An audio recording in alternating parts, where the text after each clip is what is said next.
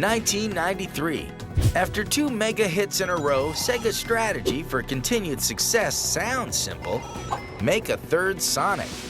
When making Sonic 3, I wanted to make a big game, and it was scary. We felt that we needed a deeper story to expand the world of Sonic. Adding more of a storyline to this action game made the project huge. A new character is born, an echidna named Knuckles. In true Sonic style, this cousin to the porcupine is given an unusual makeover. Red skin, dreadlocks, and shoes inspired by Jamaica's flag. He alternates roles as Sonic's enemy and partner. Sonic symbolizes speed, but Knuckles symbolizes power. He can break topography or land. He can climb up things and fly. Those were the requirements for the character features. The map for Sonic 3 ends up triple the size of the first 2 games, with numerous paths for each character. More bosses and environments along with greater speed add to the workload. Has it got huge new zones? Yeah! After delays in production and premieres, Sonic 3 drops in February of '94. It's just as good as everyone hopes, and Sega has a surprise sequel just 8 months down the road. Sonic and Knuckles.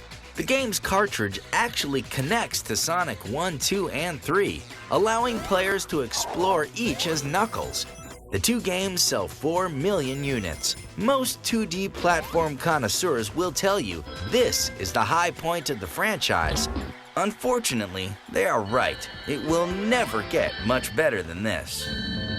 After Sonic and Knuckles, Yuji Naka and team returned to Japan to make a new Sega game, Knights, as a foe surfaces that not even Sonic can outrun.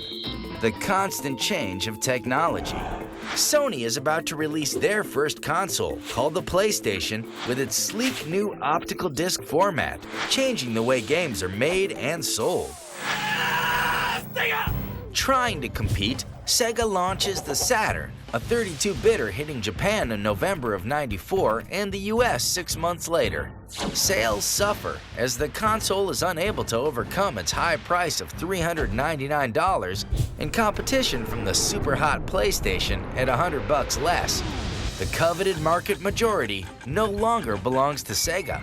Trying to keep their heads above water, a new UK-based Sega group produces Sonic titles for the Saturn. With Sega Saturn, we delivered a game such as Sonic Blast, Sonic R, the Sonic racing game. They did reasonably well, but it was a struggle for us to fight against Sony, and this was the very first roadblock Sonic had faced. Add an old rival to the new one, and things get worse. The Nintendo 64 arrives summer of '96 and steals Sonic's already fading thunder. Super Mario 64 sells 11 million, while Sega halts production on Sonic Extreme after multiple engine problems and missed deadlines. Sonic the Hedgehog's once bright star fades into a crowded sky.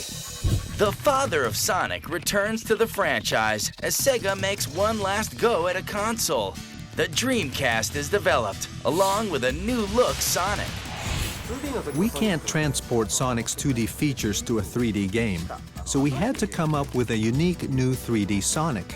Speed is what everyone talks about with Sonic, but what you will physically feel, like the wind blowing your face and all this scenery coming at you, that kind of speed was enhanced in the 3D game. Sonic Adventure would be the Hedgehog's biggest challenge ever, featuring a whopping 6 characters, each with their own storyline and abilities. Our mission was to renew the character, so we had to ask ourselves, to what extent do we change Sonic? What are the reasons for changing the way it looks? That's what I paid close attention to. The move from 2D to 3D is where Sonic changed the most. At that stage, I talked with Naka, Oshima, and the whole original Genesis team. We talked about the characteristics of Sonic and how Sonic should be in the future. We talked about it a lot. And we took a long time to make decisions. Fortunately, not too long. The game is finished in time to join Sega's much-hyped Dreamcast launch on 9/9/99. Both console and game sell out within hours. After 5 years adrift, Sonic is back and looking better than ever. Fans love the mind-bending collection of loop-de-loops and vertigo-inducing jumps. Overall, Sonic Adventure is a triumphant relaunch of the franchise, but the run doesn't last long at all. Sega is still in trouble. The company is drowning in debt thanks to the Saturn roadblock and their pricey ad campaigns. They also spend millions on new hardware that just doesn't sell. In early 2001, Sega announces that they will discontinue their hardware initiatives and focus strictly on game development. In the coming years, Sonic and his friends appear in a staggering number of games for pretty much every platform available: Sony, Microsoft, mobile phones, and yes, even Nintendo. Today, as Sonic Team gets a handle on next-gen systems, the world is sure to see even bigger games and adventures. It's hard to believe that an odd little creature from a couple of young minds forever changed the way we look at video games and characters. When I get a compliment, I take it as a compliment to the team. I did program the game, but just because the programming is good, that doesn't make it a good game. You need a good illustrator for the characters and a good map, and I couldn't have done that by myself.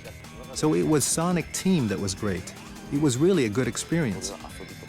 I want Sonic to continue running for another 50 or 100 years. Sonic has appeared in more than 100 games and racked up billions in sales. He will surely be remembered for generations to come.